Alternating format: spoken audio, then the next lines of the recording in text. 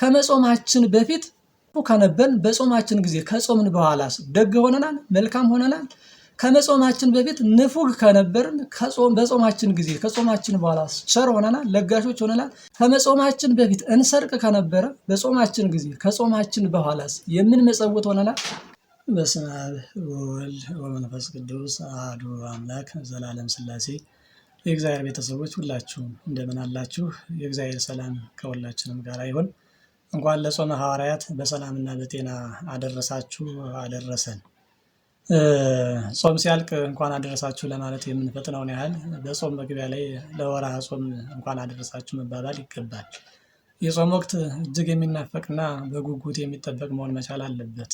ምክንያቱም ጾም ፈቃደ ሥጋን ለፈቃደ ነፍሳችን የምናስገዛበት፣ ከልዑል እግዚአብሔር ጋር የምናገኝበት፣ መንፈሳዊ በረከቶችን ሁሉ የምናገኝበት፣ የሥጋን ፈቃድ ሁሉ ድል የምናደርግበት፣ ድል የምንነሳበት መንፈሳዊ መሳሪያ ስለሆነ እንዲህ ላለው የበረከት የቅድስና የጽድቅ ጾም ስላደረሰን እግዚአብሔርን ልናመሰግነው በመድረሱም ደስ ሊለን ይገባልና እንኳን አደረሳችሁ መባባል ይገባል።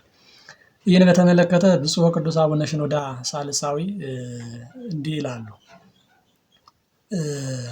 እኛ በጾም ወቅት ምግባቸውን ለመብላት እንደሚናፍቁ ሰዎች ልንሆን አይገባም። ይልቁንም ከዚህ በተቃራኒ ጾም የምንጾምበት ጊዜ እስከሚመጣ ድረስ ልንደሰት ይገባናል እንጂ።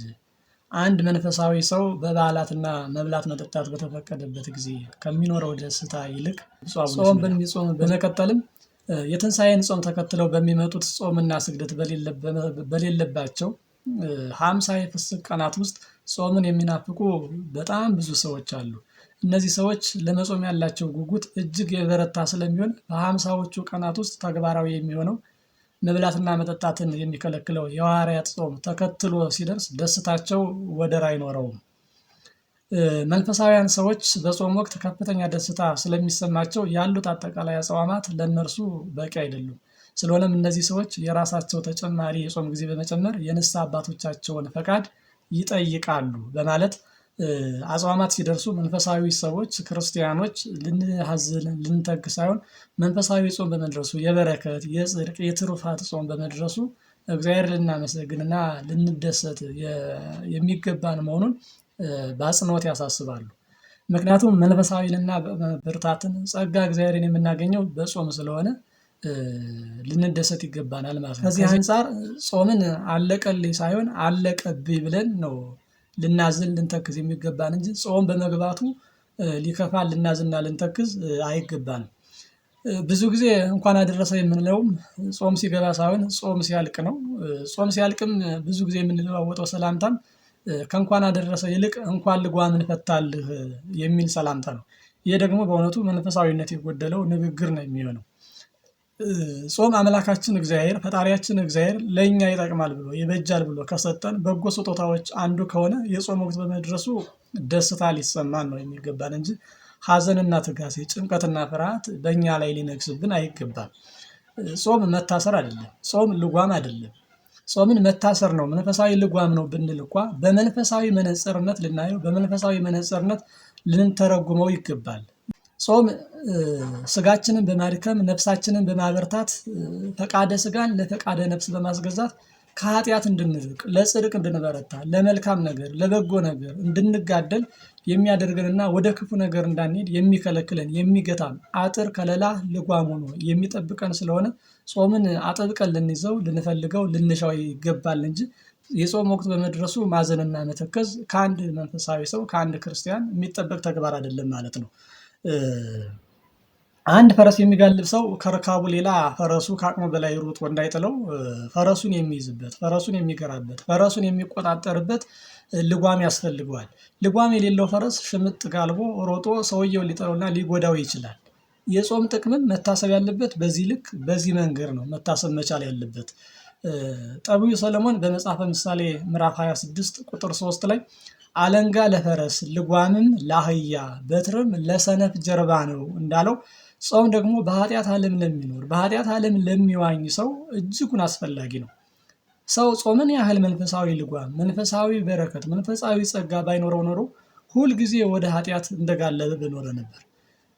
ልጓሙ የተፈታ ፈረስ እንደሚጥል ጾም የማይጾም ክርስቲያንም በኃጢአት መውደቁ የማይቀር ነው።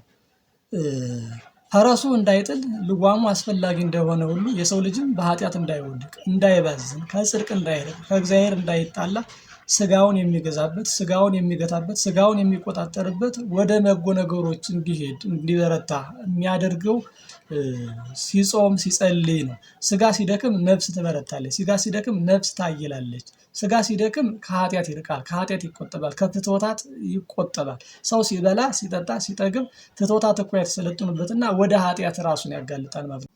ስለዚህ ጾም ወደ ስጋ ፈቃዳት እንዳይሄድ ወደ ስጋ ፈቃዳት እንዳይጓዝ የስጋ ፈቃዳትን እንዳይሰራ ጾም አጥር ሆኖ ይጠብቀዋል፣ ይከላከለዋል ማለት ነው።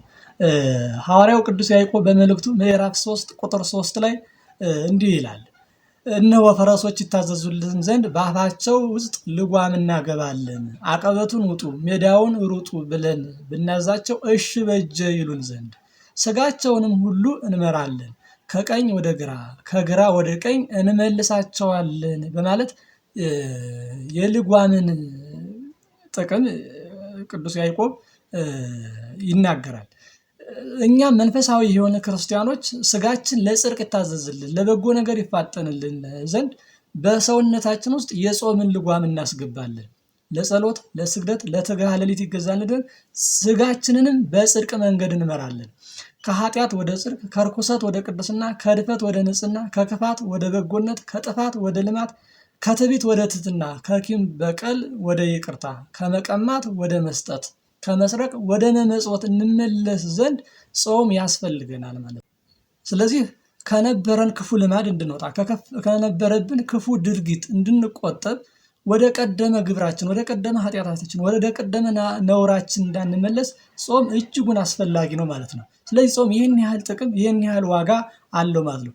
እንዲህ ከታሰበ ደግሞ እንኳን ተፈታል ሳይሆን ተፈታብን እንኳን አለቀል ሳይሆን አለቀብን ብለን ማሰብ ማልቀስ ማዘን ይኖርብናል። ምክንያቱም ከላይ የጠቀስናቸውን በጾም የሚገኙ ገጸ በረከቶችን ሁሉ እናጣለንና ጾም ሲመጣ ልንደሰት ነው የሚገባል።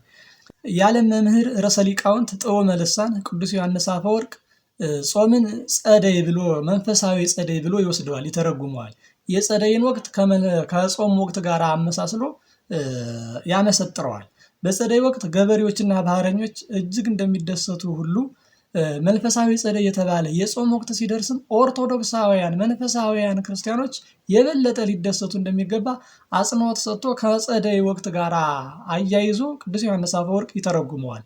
እንዲህ ሲል እንስማው የሊቁን ትምህርት። መንፈሳዊ ጸደይ ጸደይ ሲመጣ ባህረኞች ደስ ይሰኛሉ፣ ገበሬዎችም ሐሴት ያደርጋሉ። ሆኖም ጾም ሲደርስ ክርስቲያኖች ተድላ ደስታ የሚያደርጉትን ያህል ገበሬዎችም ሆኑ ባህረኞች በጸደይ መድረስ ተድላ ደስታ አያደርጉም በማለት ከገበሬዎችና ከባህረኞች ይልቅ ክርስቲያኖች ጾም በመድረሱ የበለጠ ደስታ እንዳለን ይናገራል። አጽንኦትም ሰጥቶ በዚህ ጉዳይ ያስተምራል። እንዲህም እያለ ይቀጥላል። ገበሬዎች በጸደይ ወቅት ለምን ሐሴት ያደርጋሉ ይልና ይጠይቃል። ራሱ ሲመልስ ምድር በሐመልማላት ተሸፍና የዘሩባትን አብቅላ የተከሉባትን አጽድቃ ስለሚያዩት ነው። ባህረኞችስ የጸደይን መድረስ አይተው ደስ መሰኘታቸው እንደምን ነው ቢሉ ይልና ይጠይቅና አሁንም ሊቁ ራሱ ሲመልስ በውቅያኖስ ላይ ያለ ስጋት መመላለስ ስለሚችሉ ከቋጥኝ ጋር ስለማይላተሙ አሳ አንበሪዎችንም አደጋ ሳያደርሱባቸው ከመርከቡ ራቅ ብለው ስለሚያዩዋቸው ነው በማለት የገበሬዎችና የባህረኞች ደስታ ምን እንደሆነ በጸደይ ወቅት የሚያገኙት ደስታ ምን እንደሆነ በጾም ከምናገኘው ደስታ ጋር እያነጻጸረ ይቀጥላል። እንዲህ ይላል። እኛ ክርስቲያኖችም መንፈሳዊ ጸደይ በመድረሱ ተድላ ደስታ የምናደርገው ነፍሳችን የምትጋጭባቸው ነፍሳችን የምትላተምባቸው ቋጥኞች ስለሚቀሩ ነው። ነፍሳችን የምትላተምባቸው ነፍሳችን የምትጋጭባቸው ቋጥኞች ምን ናቸው ቢሉ እንደ ባህረኞች በውሃ ውስጥ የሚገኙ ቋጥኞች ያይደሉ ክፉ ክፉ ፍትወታት ናቸው ይላል። ስለዚህ በሰውነታችን ላይ ሊሰለጥኑብን የሚችሉ ልዩ ልዩ ክፉ ክፉ የሆኑ ፍትወታትን ሊያርቅልን የሚችለው ጾም ነው ማለት ነው። መንፈሳዊ ኃይል መንፈሳዊ ብርታት መንፈሳዊ ጸጋ የምናገኝበት እና ፈቃደ ስጋችንን ለፈቃደ ነፍስ አስገዝተን በፍጹም ነፍሳችን ወደ እግዚአብሔር የምንቀርብበት ስለሆነ ጾምን በዚህ መንገድ ዮሐንስ አፈወርቅ ይተረጉማል። ቅዱስ ዮሐንስ አፈወርቅ ይቀጥላል። ዳግመኛም እኛ ክርስቲያኖች መንፈሳዊ ጸደይ ጾም በመድረሱ ተድላ ደስታ የምናደርገው መጽሐፍ ለራስህ የሞገድ ዘውድ ለአንገትህም ድሪ ይሆንልሃል እንዲል በዚህ ወራት መንፈሳዊ ሀብታት በጎ ነገሮች ሁሉ በልባችን ላይ ተዘርተው ስለሚበቅሉ የተተከሉትም ስለሚጸድቁ ነው በማለት በጎ ነገሮችን፣ መልካም ነገሮችን፣ የትሩፋት ነገሮችን፣ ለጽድቅ የሚያበቁ ነገሮችን ሁሉ በጾም ወቅት የምናገኝ ስለሆነ እነዛን በልባችን ላይ የምንዘራበት የተዘሩት ደግሞ የሚበቅሉበት ማለትም በጎነታችን፣ መልካምነታችን ፍሬ አፍርቶ የሚታይበት ወቅት ስለሆነ ጾምን በዚህ መንገድ እያነጻጸረ ያመሰጥረዋል ማለት ነው። በዚህም የጸደይ ወራት ነፍስ ከስጋ ጋር አትጣላም፣ ስጋም እሺ በጅ ብሎ ለነፍስ ይገዛል ይታዘዛል እንጂ በነፍስ ላይ አያምፅም በማለት በዚህ ድንቅ በሆነ ምሳሌ ቅዱስ ዮሐንስ አፈወርቅ ይመስላል ይናገራል። እንግዲህ ሊቁ እንደተናገረው ከገበሬዎችም ሆነ ከባህረኞች ይበልጥ ልንደሰት የሚገባን እኛ ኦርቶዶክሳውያን እኛ ክርስቲያኖች ነን። ገበሬዎቹ ቢያርሱ የሚያገኙት ስጋዊ ነገር ነው። እኛ ብንጾም፣ ብንጸልይ፣ ብንመጸውት፣ ብንሰግድ የምናገኘው መንፈሳዊ ነገር ነው። የነፍስ በረከት ነው። የነፍስ ዋጋ ነው ልናገኝ የምንችለው። እነርሱ የሚያገኙት በረከት ምድራዊ ነው። እኛ የምናገኘው በረከት ሰማያዊ ነው። እነርሱ የሚያገኙት በረከት ጊዜያዊ ነው። እኛ የምናገኘው ጸጋ በረከት ደግሞ ዘላለማዊ ነው። እንዲህ ከሆነ ደግሞ ከእነርሱ አብልጠን እኛ ልንደሰት ይገባናል ማለት ነው። ምክንያቱም የምናገኘው ዋጋ ገበሬዎች ከሚያገኙት ባህረኞችም ከሚያገኙትና ደስ ከሚሰኙበት ዋጋ ይልቅ የእኛ የክርስቲያኖች ዋጋ እጅጉን የተለየ ስለሆነ በመጾማችን መንግስተ ሰማያትን እንገዛታለን። በመጾማችን የመንግስተ ሰማያት ባለሟሎች፣ የመንግስተ ሰማያት እድምተኞች እንሆናለን። ከዚህ በላይ በረከት፣ ከዚህ በላይ ጸጋ ስለሌለ ማለት ነው። አሁንም እየው ታላቅ ሊቅ ቅዱስ ዮሐንስ አፈወርቅ በእንተ ሐወልታት በሚለው መጽሐፉ በእንተ ሐወልታት በሚለው ድርሰቱ መንፈሳዊ ጸደይ የተባለ ጾም ሲገባ መደሰት ያለብን መግባቱንም በደስታ ልንቀበለው የሚገባ መሆኑን ይልቁንም ጾም ሲያልቅ ልንደሰት ሳይሆን ልናዝን የሚገባን መሆኑን እንዲህ ሲል ይናገራል። አንዳቸው ከሌላቸው የጾሙ ግማሽ አለፈ፣ ግማሹን ጾም ፈጽመናል ሲባባሉ እመለከታለሁ። እኔ ግን እንዲህ ያሉት ሰዎች የጾሙ ግማሽ በማለቁ በዚህ እንዳይደሰቱ እመክራቸዋለሁ። ከዚህ ይልቅ በጾማቸው የኃጢአታቸው ግማሽ ተወግዶ ስለመሆኑ እንዲያስቡና በእርግጥ ጾማቸው እንደዚህ አይነት ጥቅም አግኝተው ከሆነ ያን ጊዜ ቢደሰቱ መልካም ይሆናል። ልናስብበት የሚገባው ነገር ይህ ነውና በማለት የክርስቲያን ደስታው የጾሙ ማለቅ አለማለቅ፣ ጾሙ ግማሽ መድረስ አለመድረሱ ሳይሆን በጾሙ ውስጥ ያገኘውት በረከት ምንድን ነው ብለው ማሰብ መቻል አለባቸው። በጾሙ ውስጥ የኃጢአታቸውን ጾሙ ግማሽ ላይ ሲደርስ እነሱም የኃጢአታቸውን ግማሽ ጥለው ከሆነ ሊደሰቱ የሚገባው እሱ ነው። ልናስብበትም የሚገባው ነገር ቢኖር ይህ ነውና ብሎ ዮሐንስ አፈወርቅ ያስተምራል። ይቀጥላል። ጾሙን ስንጨርስ ልክ ስንጀምር እንደነበረው አይነት ሰዎች ሆነን ሳይሆን ከኃጢአታችን የነጻን ሰዎች ሆነን እንድንጨርሰው መሆኑን ነው። የክረምት ጠቀሜታው የበለጠ የሚታወቀው ወቅቱ ካለፈ በኋላ ነውና ይላል የቅዱስ ዮሐንስ አፈወርቅ። በብሂልም ምንድነው የሚባለው? ክረምት ሊያከብር ሲመጣ ይጠላል ይባላል። የመባረቅቱ የነጎድጓዱ ድምፅ ሲሰማ ብልጭታው ሲታይ ያስፈራል፣ ያስጨንቃል። ጥቅሙ ግን ከእሱ ከወጣ ክረምት የፈረሰው ጠርቶ የተዘራው በቅሎ የተተከለው ጸድቆ ሲታይ ደስ እንደሚያሰኝ ሁሉ ጾምም በዚህ ልክ ነው ልንደሰትበት የሚገባው። ጾም ሲገባ ሊያስጨንቀን ይችል ይሆናል። ጾም ሲገባ ልንቸገር ይችል ይሆናል። ጾም በመግባቱና ጾም በማለቁ ግን ልናሳየው የሚገባ ተግባራዊ ለውጥ መኖር መቻል አለበት። ከክረምት በኋላ የዘሩት በቅሎ የተከሉት ጸድቆ ሲታይ ደስ እንደሚያሰኝ ሁሉ ከጾም በኋላ ያገኘነው በረከት ያገኘነው ዋጋ መኖር መቻል አለበት። ሊታይ ሊጨበጥ የሚችል ተግባራዊ ለውጥ መኖር መቻል አለበት። ጊዜ የአበባዎች ማበብ፣ የአዝመራው ማፍራት፣ የዛፎቹን መለምለም እነዚህ ሁሉ በመታየታቸውና በመውጣታቸው ከክረምቱ ያገኙትን ጠቀሜታ ይናገራሉ። በእኛም እንዲሁ ይሁን። በጾም ወራት ያገኘነውን መንፈሳዊ ጥቅም ጾሙ ካለፈ በኋላ በእኛ ላይ በሚያፈራው መልካም ፍሬ ጠቀሜታው ግልጽ ሆኖ እንዲታይ ይሁን። እንዲህ ካደረግን ጾሙ እንደገና ተመልሶ ሲመጣ በደስታ እንቀበለዋለን ይላል ቅዱስ ዮሐንስ አፈወርቅ። ስለዚህ የአንድ ክርስቲያን ደስታ ሊሆን የሚገባው የጾሙ ማለቅ የጾሙ ግማሽ ላይ መድረስ ሳይሆን በጾሙ ውስጥ ያሳየው ለውጥ ተግባራዊ ለውጥ ምንድን ነው? እሱ ነው መታየት መቻል ያለበት። እሱ ነው መታሰብ መቻል ያለበት። ዮሐንስ አፈወርቅ የሚለው እንደዛ ነው። ከጾሙ በኋላ ሊታይ የሚችል ተግባራዊ ለውጥ መኖር መቻል አለበት። ልትደሰቱ የሚገባው ግማሽ ላይ በመድረሳችሁ ሳይሆን የኃጢአታችሁ ግማሽ ተወግዷል። ጾሙ ሲያልቅስ የነበረብን ክፋት፣ የነበረብን ተንኮል፣ የነበረብን ኃጢአት ተወግዷል ብለን ይሄን እንድናስብ ነው ቅዱስ ዮሐንስ አፈወርቅ የሚነግረው። ስለዚህ ከመጾማችን በፊት ክፉ ከነበርን በጾማችን ጊዜ ከጾምን በኋላስ ደግ ሆነናል? መልካም ሆነናል? ከመጾማችን በፊት ንፉግ ከነበርን በጾማችን ጊዜ ከጾማችን በኋላ ቸር ሆነናል? ለጋሾች ሆነናል? ከመጾማችን በፊት ጠማማዎች ከነበርን በጾማችን ጊዜ ከጾማችን በኋላስ ቅን ሆነናል? ከመጾማችን በፊት እንሰርቅ ከነበረ በጾማችን ጊዜ ከጾማችን በኋላስ የምንመጸውት ሆነናል? ከመጾማችን በፊት የምንቀማ ከሆነ በጾማችን ጊዜ ከጾማችን በኋላስ የምንሰጥ ሆነናል? ከመጾማችን በፊት ቁጥቦች ከነበር፣ ነጭናጫዎች ከነበር በጾማችን ጊዜ ከጾማችን በኋላስ ደግ ሆነናል? ታጋሾች ሆነናል? ቅኖች ሆነናል? ከጾም የሚጠበቀው ተግባራዊ ለውጡ እርሱ ነው። ከመጾሙ በፊት ክፉ የነበረ ሰው፣ ቁጡ የነበረ ሰው በጾሙ ጊዜና ከጾሙ በኋላ ታጋሽ መሆን ካልቻለ ትርፉ የስጋ ድካም ብቻ እንጂ በጾሙ ውስጥ ሊያሳየው የሚችለው ተግባራዊ ለውጥ፣ ተግባራዊ ክርስትና የለም። ስለዚህ ጾሙ አለቀ ማለት ብቻ ሳይሆን ጾሙ ሲያልቅ በእኛ ላይ የነበሩ ፍትወታት፣ እኩያት፣ ክፋቱ፣ ቂሙ፣ በቀሉ፣ ተንኮሉ አብሮ ተወግዷል? አብሮ አልቋል? ወይንስ ከጾም በኋላም አብሮ ቀጥሏል? ከጾማችን በፊት እንሰርቅ እንደነበረ በጾማችን ጊዜ እንሰርቃለን? ከጾማችን በኋላ እንሰርቃለን? ከመጾማችን በፊት ክፉ ከነበር በጾማችን ጊዜስ ከጾምን በኋላስ አሁንም ክፉዎች ነን? ቂማችን በቀላችንን አልተውንም? እንዲህ ከሆነ የጾም በረከቱ ምንድን ነው? የመጾም ጥቅሙ ምንድን ነው? ዮሐንስ አፈወርቅ ልናደርግ የሚገባው ነገር ይሄንን ነው ብሎ አጽንኦት ሰጥቶ ይመክራል፣ ያስተምራል ማለት ነው።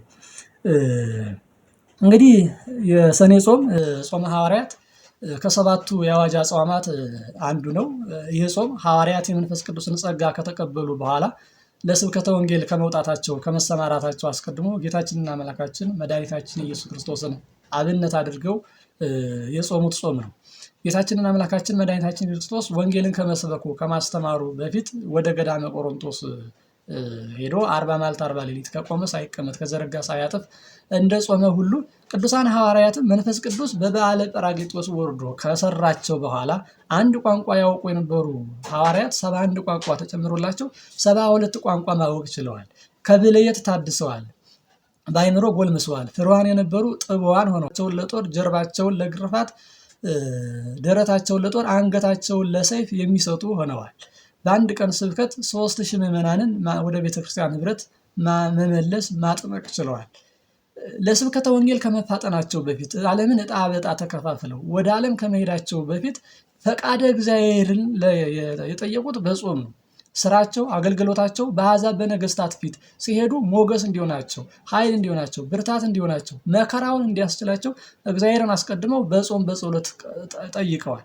እርሱን ካደረጉ በኋላ ከጾሙ ከጸለዩ በኋላ በዕለተ ጰራቅሊጦስ መንፈስ ቅዱስን ከተቀበሉ በኋላ በማግስቱ የጀመሩት ጾም ነው። ይህንን አብነት አድርጋ ቤተክርስቲያናችን ጾመ ሐዋርያትን በዓለ ዕርገት ከሆነ በ10ኛው ቀን የጰራቅሊጦስ ማግስት የጾመ ሐዋርያት እንዲገባ ታዛለች። ሐዋርያዊት ቤተክርስቲያን የሚያሰኛትም አንዱ ይሄ ነው። በሐዋርያት ትምህርት ያለች፣ በሐዋርያት ትምህርት የምትኖር፣ በሐዋርያት የክህነት ቅብብሎሽ የምታምንና የምትመራ ኦርቶዶክሳዊት ቤተክርስቲያን ሐዋርያት ያገኙትን በረከት እንድናገኝ፣ ሐዋርያት ያገኙትን ጸጋ እንድናገኝ፣ ሐዋርያት ከገቡበት መካነ ሕይወት ከገቡበት የጽድቅ ቦታ እኛም እንድንገባ እኛም እንድንደርስ ለእነርሱ የሰጣቸውን እግዚአብሔር ለእኛም እንዲያደርግልን በሐዋርያት ትምህርት ጸንተን እንድንኖር በጽናት ታሳስባለች። ለዚህም ምክንያቱ አብነቱ ጾመ ሐዋርያትን ማየት በቂ ነው። እነርሱ በጾሙበት እንጾማለን፣ እነርሱ ጾሙን በጀመሩበት እኛም እንጀምራለን። ስለዚህ ጾመ ሐዋርያት እንደ ሌሎቹ አጽዋማት በቁጥር ይህን ያህል ቀን ነው ተብሎ የተገደበ ቁጥር የለውም። ከትንሣኤ በዓል ጋር ተያይዞ አንዴ ከፍ ሊል ይችላል፣ አንዴ ደግሞ ዝቅ ሊል ይችላል። የጾሙ ማብቂያ ግን ሁልጊዜም ቢሆን ሐምሌ 5 ጾመ ሐዋርያት ያልቃል ማለት ነው። ስለዚህ የጾመ ሐዋርያት ፍስኩ ሐምሌ 5 ነው ማለት ነው። ስለዚህ ከጰራቅሊጦስ ማግስት ጀምሮ እስከ ሐምሌ 5 ድረስ ሁልጊዜም ቢሆን ጾመ ሐዋርያት ይገባል ማለት ነው። በቤተክርስቲያናችን አስተምሮ ጾመ ነነዌ፣ አብይ ጾምና ጾመ ሐዋርያት ሰኞን አይለቁም ማለት ነው። ሁልጊዜም ሰኞ ይውላሉ።